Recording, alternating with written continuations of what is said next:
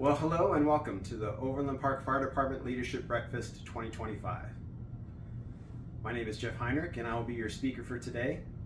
You know, it's not very often we can get together with our families and our distinguished guests to talk about the future and the past of the Overland Park Fire Department. We're very blessed to have some very special members here in the audience today, and more importantly, we're here to have our family members to help us celebrate, to look back at what we've accomplished over the last year, and to look forward to the future challenges of this fire department. So before we get started, I'd like everyone to please stand at this time for the presentation of colors by the Overland Park Fire Department Color Guard.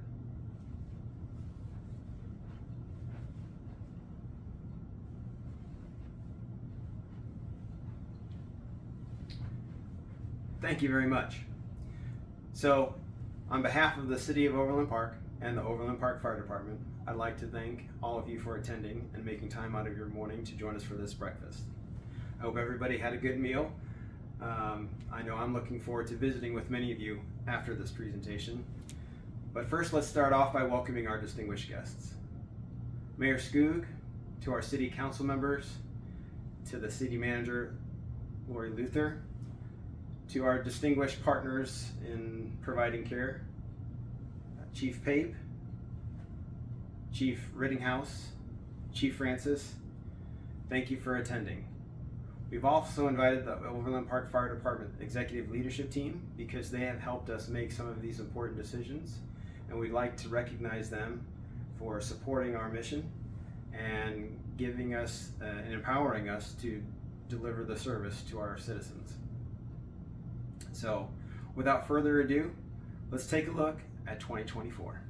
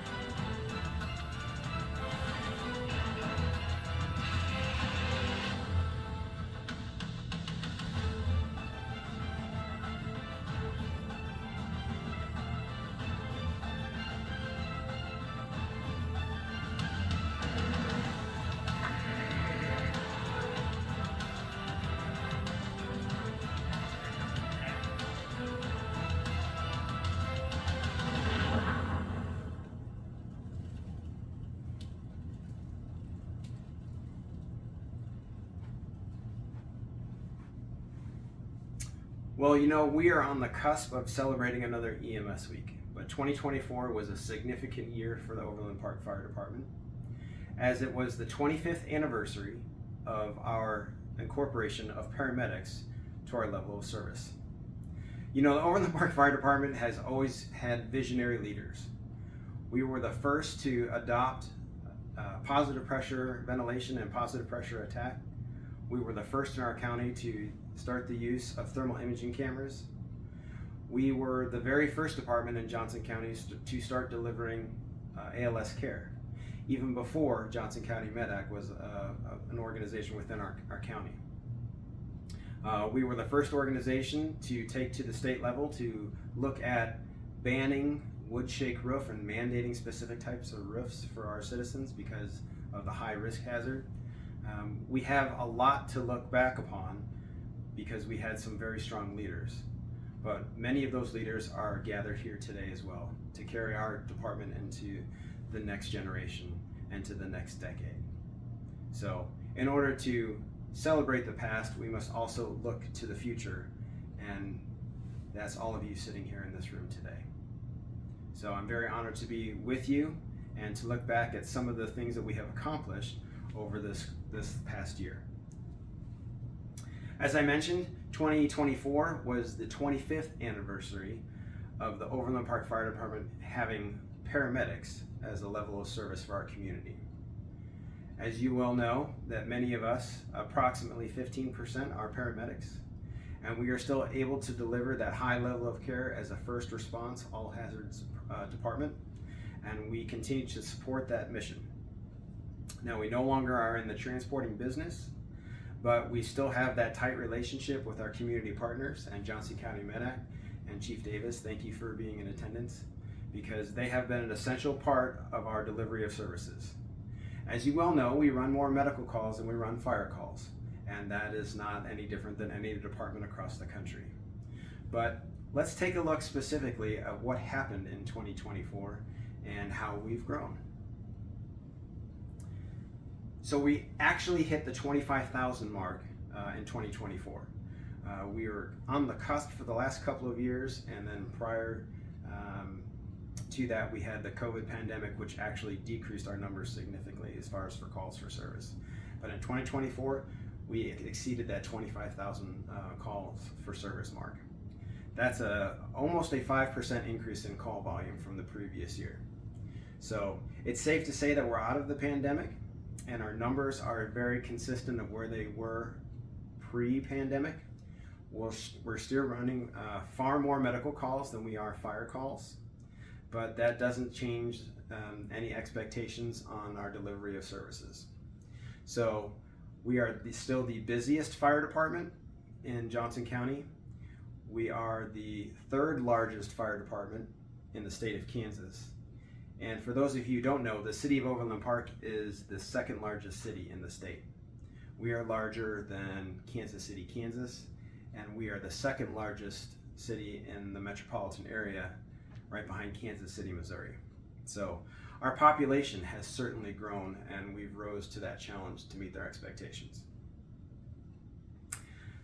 In 2024, as in every year, we send out a sample survey to many of our citizens to get their perception of our delivery of services. And this goes for all departments within the city. But as you can see from this graph, the emergency services, police and fire, are always at the highest level of service and level of expectations that the citizens appreciate. So we continue to strive to meet their expectations and exceed their expectations. And once again, we did it for 2024. So the fire department is, along with the police department and our partners at Johnson County MedAct, are well received and well respected within our community. We also have a lot to celebrate in 2024 because of you and because of many of you who suffered through working through a pool house fire station for literally 18 months. We were finally able to open Station 41. So here's a quick video showing on what we accomplished and what our new station looks like, in case some of you haven't seen it.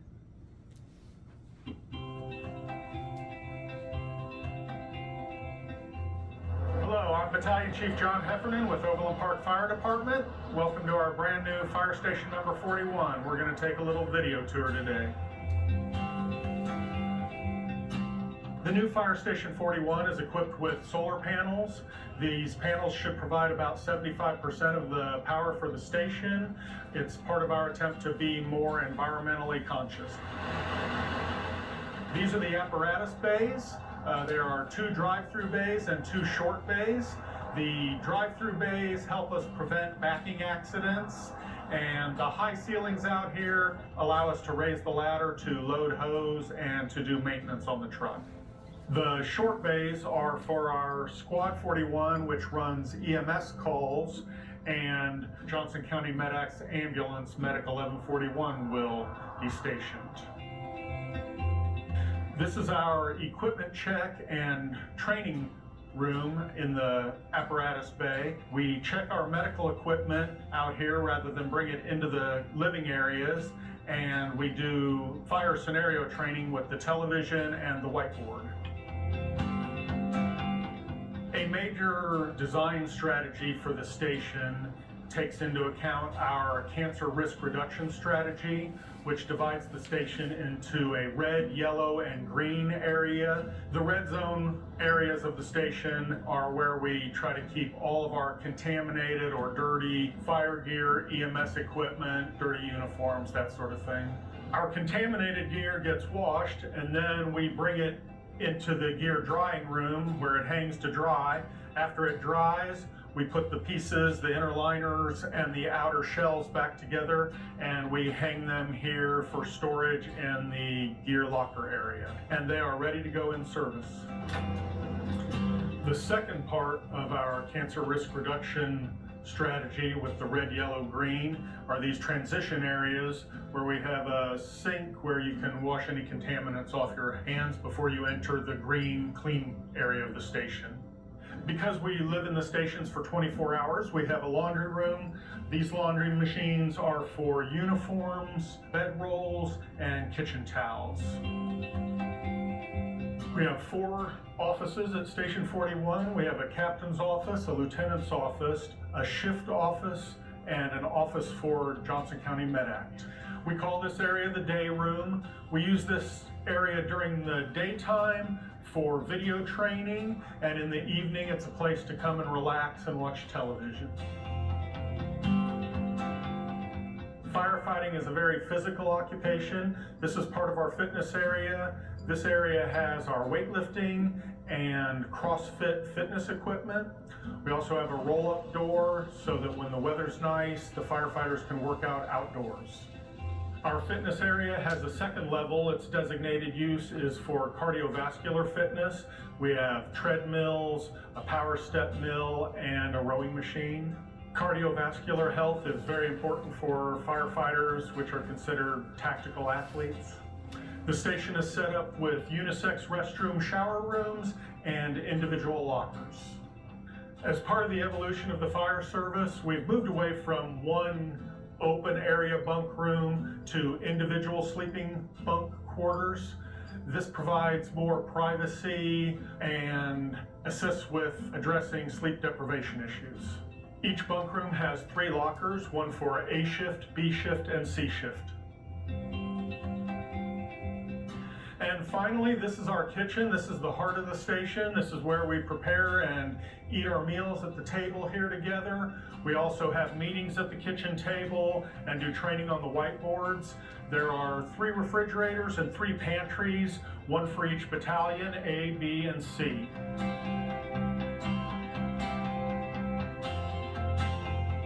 Thank you for touring the new Fire Station 41 today. We'd like to thank everyone that made the construction of this building possible, and we look forward to serving the community from this new building for the next 60 years.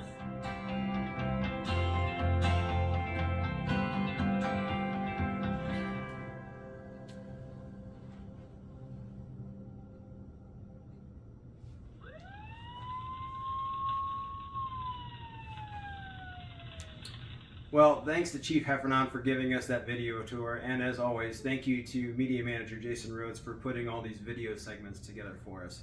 You do a fantastic job. You know, the fire department has always been patient-focused, community-centered, but it always has been employee-driven.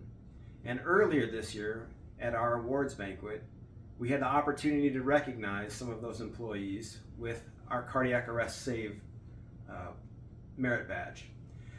You know, many of you may not know, but Overland Park has one of the highest Utstein survival rates in the country. And for those of you who don't know what the Utstein cardiac arrest survival rate is, every time a person goes into cardiac arrest outside of the hospital, they are given a score. And they look at the survivability rates based upon that patient's initial rhythm presentation. So this doesn't necessarily define people who have perhaps passed away several hours earlier. But for everyone who has that survivable chance and is in a resuscitatable rhythm, Utstein looks at those candidates. I am very proud to say that the Overland Park Fire Department in our city has a 60% survival rate if you go into cardiac arrest and it is witnessed. Much of that relies upon our bystanders and having excellent bystander CPR involvement. And right here is a demonstration of our community risk assessment and education performed by Training Officer Daubelaire, teaching somebody how to perform CPR in a mass community event. We had over 100 employees this year recognized for being able to participate in a cardiac arrest save. And we actually had one of our families attend to pass out those pins to all of our employees. That is a huge accomplishment, and something we can all be very proud of. But I also want to say that there are many people like Training Officer Daubelaire behind the scenes who provide us with that excellent training every other month to make sure that we are good at our job. So it'll be a focus next year in the 2026 awards banquet that all of our support services staff from prevention, training, support services, and administration all receive a merit bar for the cardiac arrest saves, because we couldn't do our job without their support. Next year, we're also looking forward to some football, and I don't mean the Kansas City Chiefs football, but we're probably going to be in the Super Bowl again for those of you who are listening. Nope, we are going to be one of the hosts to the World Cup in 2026. The Kansas City market was selected as ambassadors for the United States, Canada, and Mexico to host the FIFA World Cup event. And we are proud to say that Overland Park will be a designated host city for one of the selected teams to participate in that. We have been working feverishly to prepare for all the security measures that is expected of us by FIFA and the organizations. But we are rising to the challenge, and we look forward to a fantastic event and being excellent hosts. It will certainly celebrate our community and bring in a significant amount of revenue to our community. So we can look forward to that. But we have been working very, very hard with the organization to make sure that we put our best foot forward. We also have learned, and I am pleased to announce that we are still on track with the 69 Express construction project, and it will be finished on time by all accounts. They are actually ahead of schedule just slightly because we've had such fantastic weather and very little rain, and the expected completion date for this is January of 2026, long before FIFA and all the soccer fans come to arrive. But the construction challenges for this project have certainly changed the face of the department and the way we do business. And this is one of the things that we've learned over the past year, that we needed to modify our response plans, and you as employees rose to the challenge to accommodate that while this construction project continued. So for those of you who don't know, this was a project that was initiated in 2020 and is funded by the Department of Transportation in the state of Kansas and the city of Overland Park. This will be an express thoroughfare through the city, actually straight north to south, but it does put a significant division line within our city. Some of those construction processes interfered with our response plans, and you as employees were able to rise to the challenge, repositioning yourselves and spending nights in alternate stations and alternate assignments to make sure that we could meet some of that. We now can anticipate, though, that this 69 Express project will continue to increase travel from north to south through our city, but it does prohibit some of our responses from east to west. One of the things that the employees brought forth is our ability to reach the far east side of our city. And through our fire station visits and meetings with the chief, we heard your voices, and we started taking a look at some of that data, which we'll discuss in just a little bit. But we recognized that the 69 Express plan does create some response challenges for us, and we need to look to the future for other traffic congestion, because it did slice that piece of the pie right down the middle. One of the things we also learned is by putting that alternate deployment at Station 49 shown here, is that we had an increase in call volume because a fire truck was there instead of a squad. Now, for those of you who don't know, Station 49 was originally built as a fire station. We built another station, and then the police department took it over. We currently share this structure with the police department, but only a 2-person ALS squad is positioned there. During one of the construction phases, a fire truck was repositioned there, and Squad 49 was relocated to Station 43. We started looking at the data because there was a significant increase in call volume because of the capabilities of that 3-person fire truck. We learned that we were not able to meet some of our response plan times, and we were weak in that area as far as for fire suppression. Well, do we need a fire truck there? I believe that we do, and we're still currently looking at the data, but Right now, all indicators support the fact that that should be a fire station and not a squad station. So how do we get a new fire apparatus? Well, another challenge that we have been facing over the last 2 years, along with any other fire department across the country, is there have been significant delays in fire apparatus. Now, we are still on target and in the market to have the delivery of our new apparatus next year, and we will receive our hazardous materials truck here in about a week, but we still have to look forward to the manufacturing process for Ladder 45, which will be the second company added to Station 45, along with the other new fire trucks that are in the docket and still on the assembly line, at least in paperwork form for now. It takes over 2 years to build a fire truck now because most of the manufacturers have consolidated efforts, and we're still dealing with a supply chain issue from the pandemic. So, how do we overcome these types of obstacles? Well, we recently had the opportunity to look at a new concept to us, but as a very established concept with some of our partners. As many of you may know, that the Olathe Fire Department and District 2, Consolidated Fire District 2, run heavy squads. And this is a souped up squad response with a 3-person crew and a very capable 1,200 gallon per minute pump with limited hose and small extrication capability, but they also have the ability to carry air packs and fight fires. This concept is very different than what we are used to on having our squads. But we have decided to go ahead and purchase one of these squads for multiple reasons. This is just an example of another demonstrator that was shown at FDSE this year in 2025. As you can see, it has many more compartments than our traditional pickup, but it has the capability to carry a small amount of water, a relatively small amount of hose, but enough to establish a good transitional attack on a fire, and carry enough hose to establish its own water supply. This cab is also large enough to carry 3 personnel, and so this heavy squad concept will serve us well as we run through other apparatus challenges, because these types of vehicles do not have manufacturing delays and they are available right now.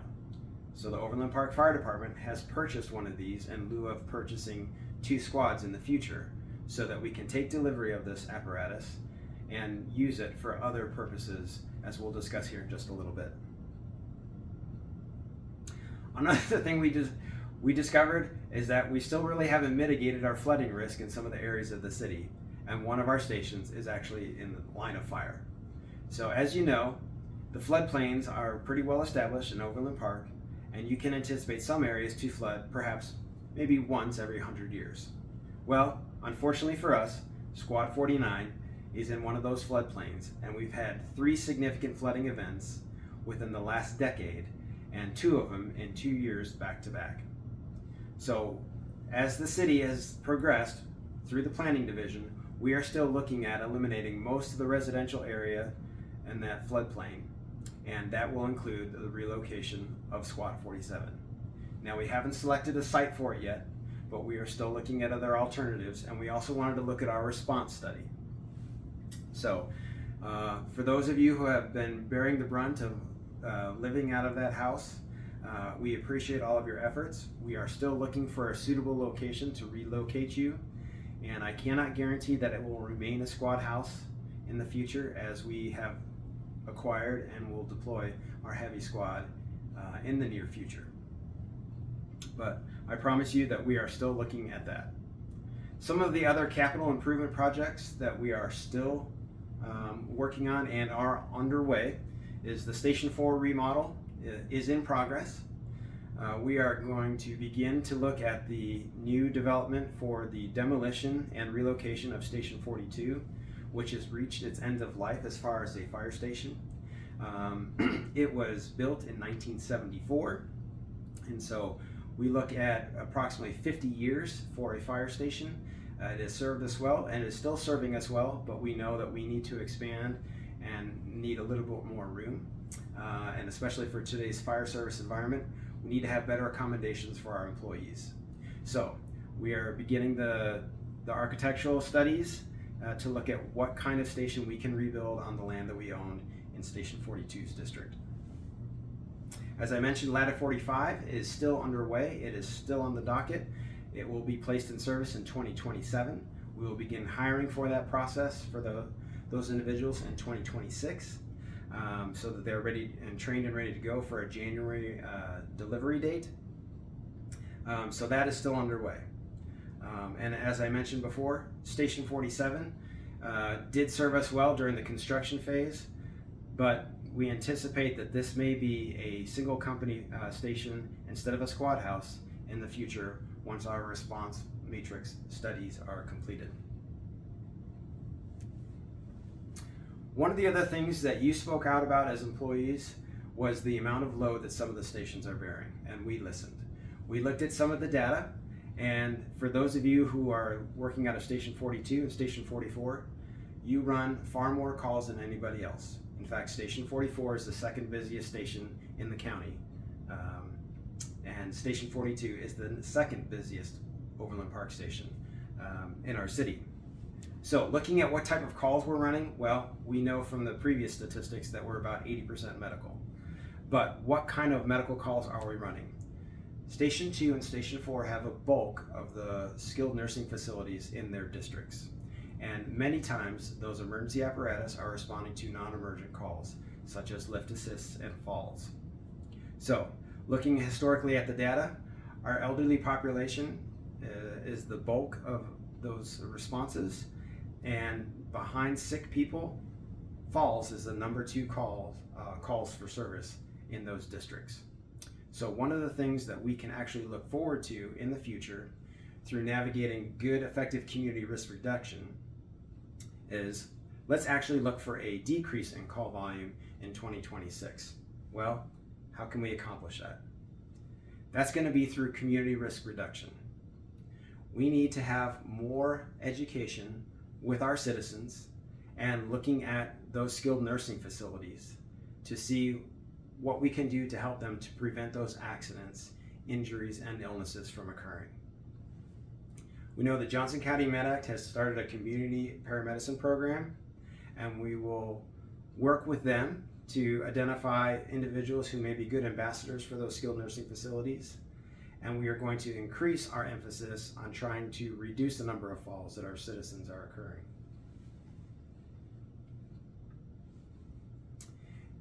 Looking very carefully at the numbers, although we did have an increase in call volume, we did see an expansion of growth in some very definitive areas.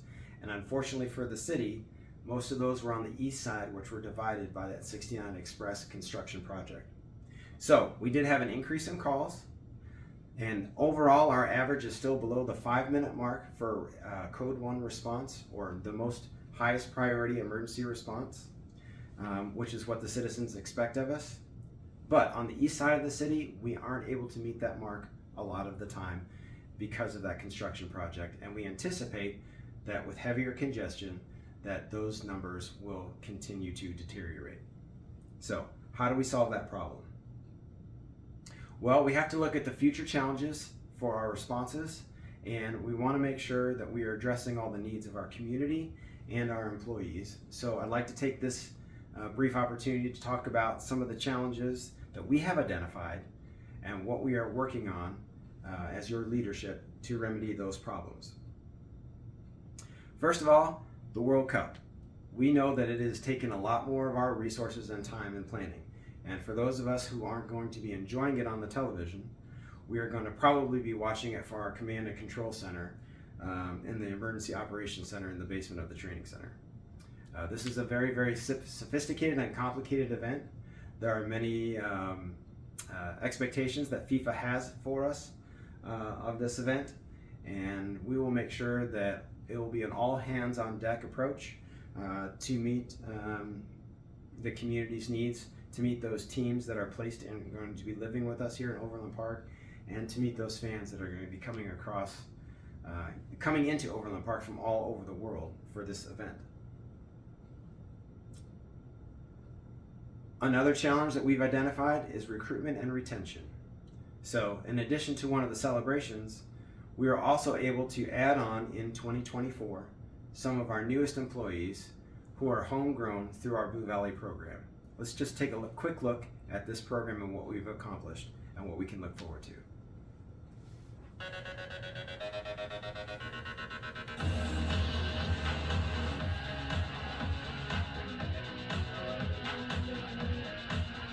Firefighter is somebody who's willing to put in as much work as possible to get the job done. We're ultimately problem solvers, and I think that's what I'm best at.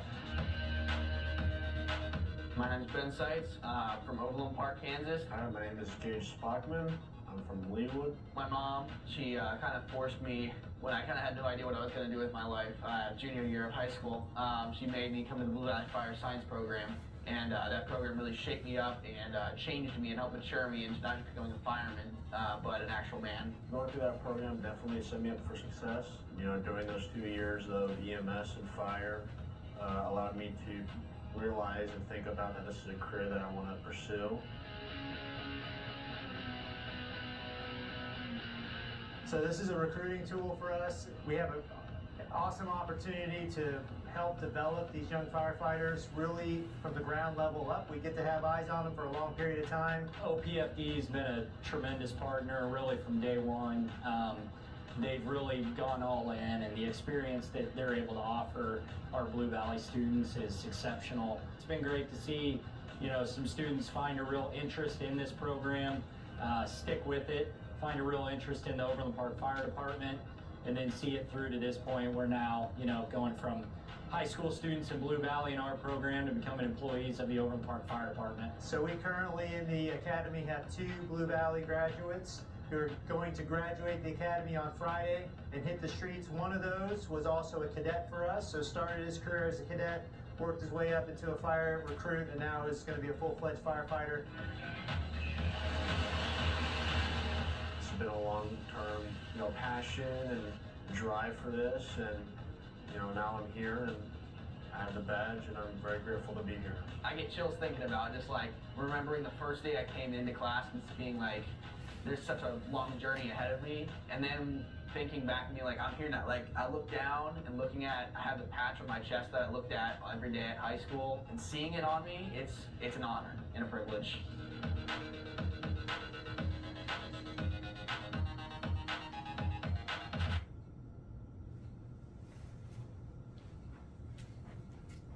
So the Blue Valley Fire Science program has been a remarkable community event.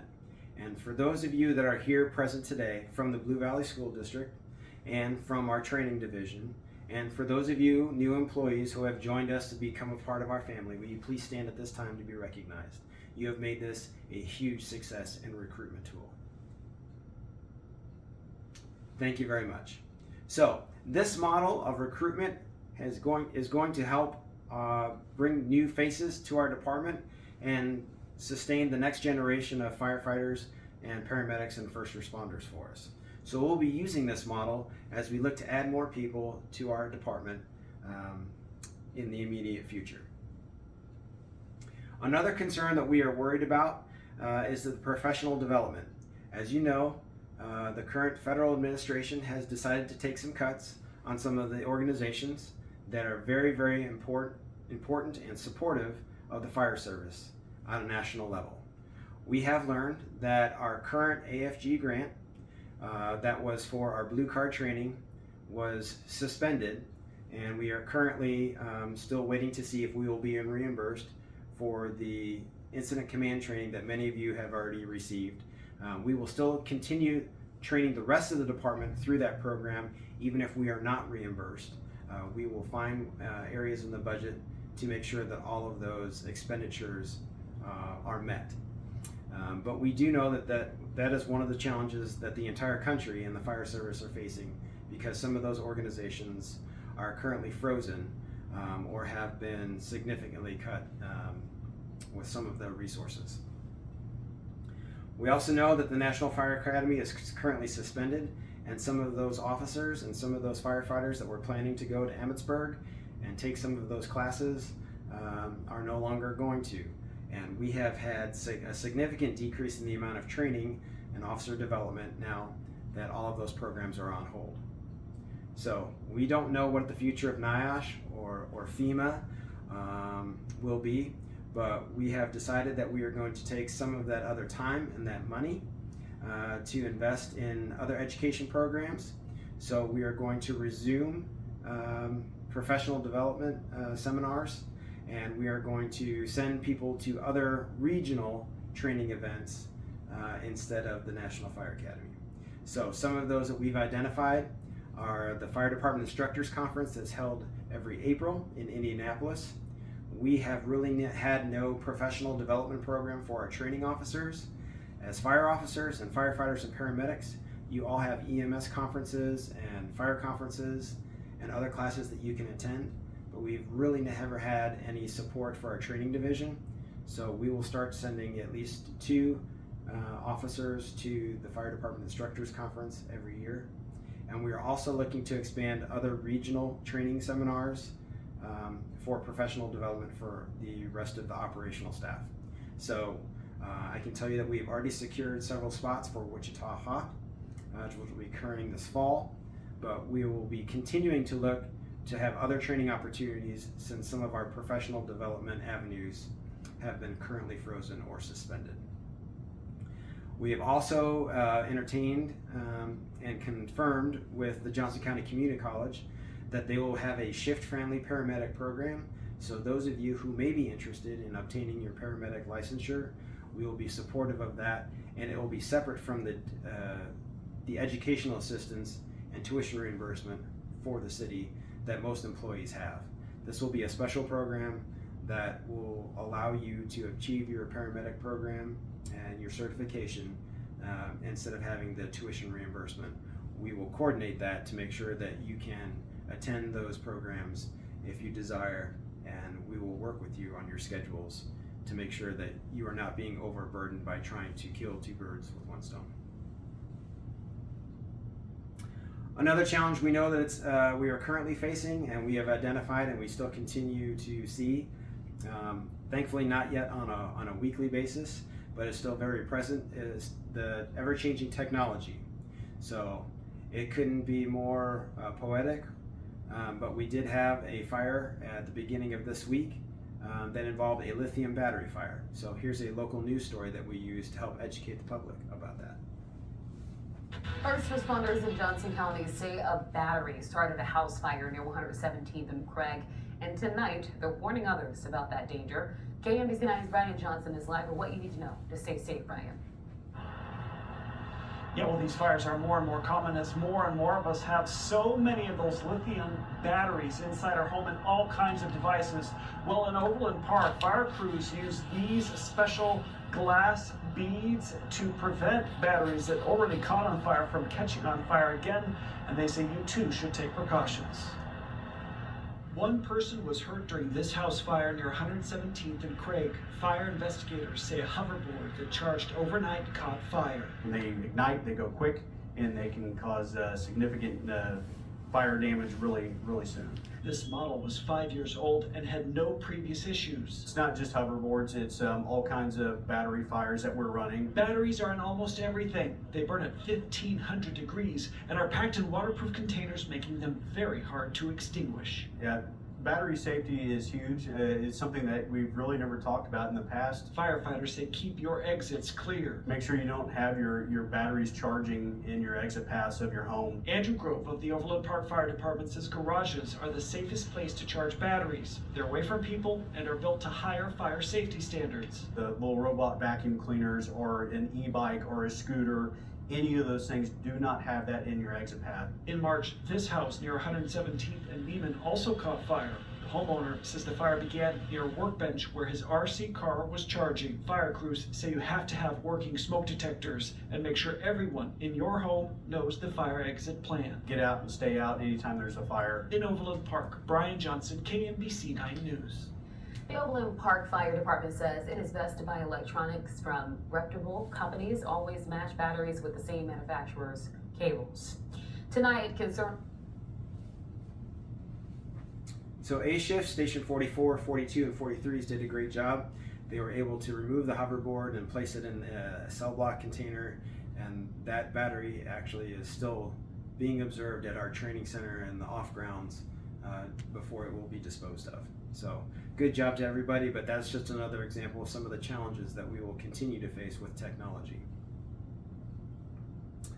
As I mentioned before, that construction project of the 69 Express put an increased strain on our Station 3 units in getting across 135th Street or 143rd Street. For those of you who are paying close attention to some of those statistics and that response graph that we had on the screen, you'll notice that the Tallgrass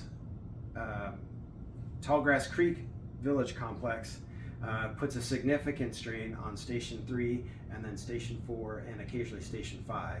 And even though it's only 1.5 miles away, we have difficulty reaching that in a timely manner because we have to travel underneath 69 and find another thoroughfare to get to that. So we have begun the process of looking at alternate sites for another station. We know that this community in that grid will continue to grow as several buildings are still under construction in Tallgrass, and we want to make sure that we have the ability to respond there in a timely manner. So on this map, you'll notice that we've identified at least 5 different sites for another company, another station to be deployed. In the interim, we may use some of the other crews, specifically Squad 40, to position themselves strategically during the day on that side of the highway. But we have identified 3 commercial areas and 2 wetland areas that may be suitable for the development of another station. The wetland areas would allow us a little bit more reasonable cost as far as for that real estate because they are wetlands, and we would have the ability as part of the city to take care of that. And they are a little bit less desirable locations as far as for a commercial structure, but they will be able to suit a fire station or a squad house or both very, very nicely. So we are looking at several different plots of land, but 2 of them, as you can see, are identified are known wetland areas that do have some suitable land to them, and then the 3 others are commercial areas. But we will be looking at developing a strategic plan and expanded level package for another station, potentially called station number 40. This is just a map that kind of demonstrates that red, that void area. Any area in red, we have difficulty meeting a code 1 response in less than 5 minutes. And that is a significant area surrounding station 45 and station 43. So we'll be looking at the best avenue to put another station on the east side of 69. So now I'd like to talk about some of the positions that we will be adding to the fire department. On behalf of the City Council, who has given approval, and the executive leadership team, and the city manager and the mayor, we would like to thank you for your support in this endeavor. The fire department has proposed an expanded level package, which means it is not part of our current plan, but the city has approved these positions for the growth of the department. So we will be adding a total of 7 new positions for the fire department to help alleviate some of the strain on the operations division. You'll notice that most of these are in support roles, but they are essential parts of our organization as well that will make the big difference. So the first is the mechanic for fleet services. As some of you may know, the police department currently also has a recruitment and retention problem. They actually have more squad cars than they have police officers on the streets. So we were able to use a part-time 0.5 FTE and one of their 0.5 FTEs, we are going to borrow a mechanic essentially to help get our fleet maintenance and necessary repairs back up to speed over the interim. So we will be sharing the cost for one of those mechanics since the police doesn't need that full FTE position. In 2026, we'll be adding a captain's level professional development officer. This will be a very dynamic position. It'll be a 40-hour position that will help do the investigative process to all of the future positions that we may be developing and some of those educational programs and community risk programs. So this 40-hour position will help meet and fill that position as we, on a daily basis, they could be delivering fire trucks, they could be delivering supplies, or they could be giving educational presentations out in the community. But we want to make sure that we have the right people in the right positions And so this is going to be a very flexible position, a jack of all trades, a master of none, if you will. But this particular individual could be assigned projects for administration or could be staffing a truck on any other day. We want to make sure this is a high functioning, high level officer position that can assume any role, but we will be adding that FTE the following year. So we'll be beginning that process probably towards December to look to hire that person for a January start. As I mentioned before, we need more community risk reduction specialists and education. For those of you that don't know, since 2018, the Blue Valley School District has added 9 more schools, and we have still had 1 community education or public education specialist in our fire department that entire time. That's a big load for one person to carry. So, modeling after the fire science program with Blue Valley, we will be looking to add 2 additional community risk reduction specialists. They will both be part-time, but will help fill the void meeting those education presentations and going out and meeting with the public. Specifically, one of their goals will be to work with the nursing homes, skilled nursing facilities, and our elderly population on identifying how they can reduce the number of falls and illnesses in our community. That will help our responses and minimize the number of non-emergency responses that we may be going to in the future in our districts. In 2028, the services captain's position that's currently held by Captain Gifford will be available as a battalion chief level position. So that will be a new full-time position, and then we will still maintain the logistics officer or services captain position as well. By then, the department will have added 2 more heavies or 2 more fire trucks and potentially another squad to the size of the city. And so that is a lot of moving equipment, supplies, maintenance, all of that needs to be taken care of and to help keep us running. So we anticipate this growth, and we'll be adding another person in the support services division to help meet that need. Also, with the growth, with those additional companies, we know that our educational needs will be significantly greater.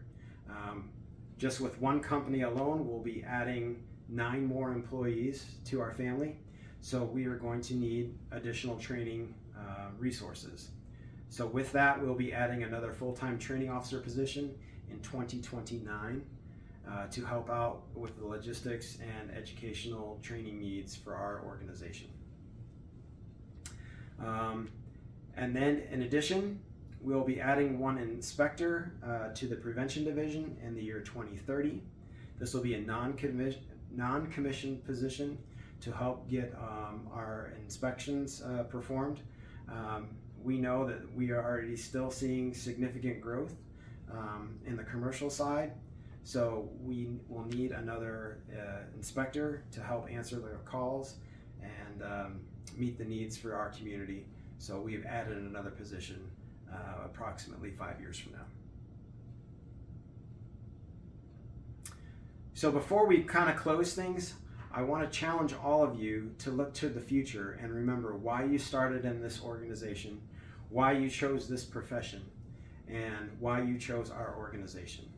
I'm very proud of our organization, and we are very proud to have you as part of our family. As many of you know, I'm a special needs dad, and one of the highlights of my year is always the Friends of First Responder Day. So this is a great opportunity for us to reach out to one of those high-risk populations that we have in our community, adults and children with special needs. And so here is just a quick video recap of Friends of First Responder Day 2024.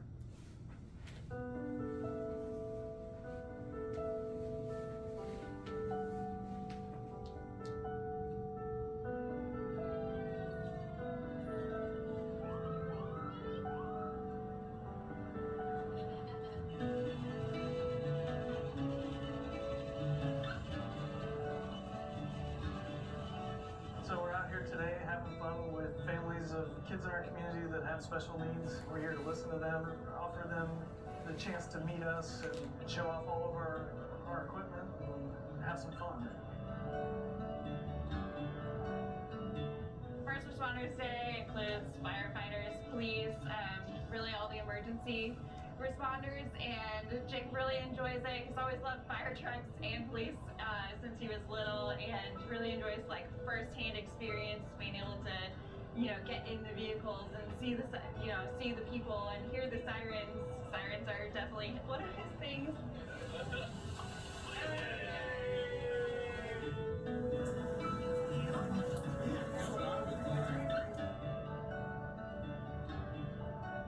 Normally when we're called to somebody's house, they're having a bad day.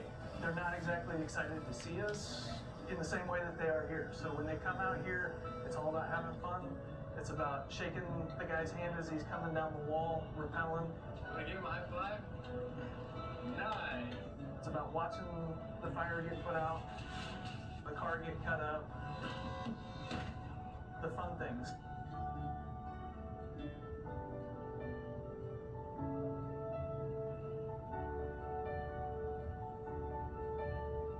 It's important that we have a chance to meet with these families to find out what special needs they may have if we were to respond. It's pretty valuable. I think the community outreach piece of, specifically the special needs community is really important, and those individuals being able to see that these are safe people, right? This is, a friend, somebody that I can go to if I need something. I saw you going up in the bucket truck. What was that like? So it was pretty good being high up in a bucket like that. I mean, I like going up pretty high, up in a bucket truck, up high in the sky. You're not scared? No, I'm not. You're brave. Yes, I'm brave.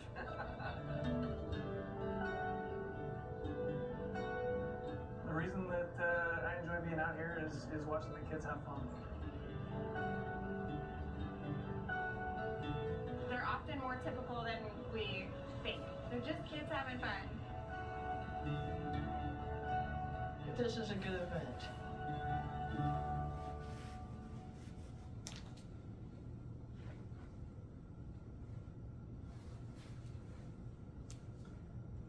Well, to Lieutenant Sasoff and all of the members who helped put the Friends of First Responders Day together, it is an all-hands day, and we couldn't do it without the support of the administration, the City Council, and all of the people in the administration building and the training center to put that day together.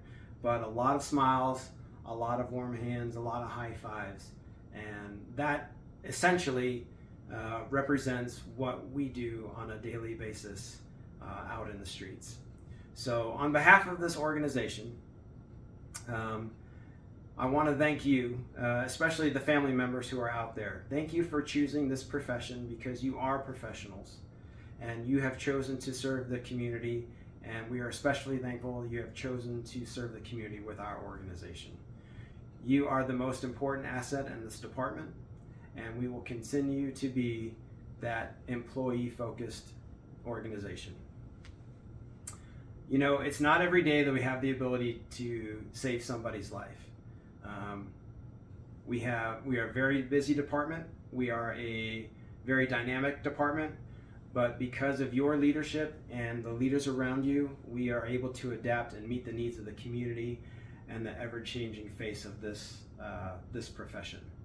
So I would like to end with just the reminder that although you may not be called for that cardiac arrest call every day, you may not be forced or faced with the challenge to save somebody's life, you can still change somebody's life by your professionalism and your warming hand and your caring heart.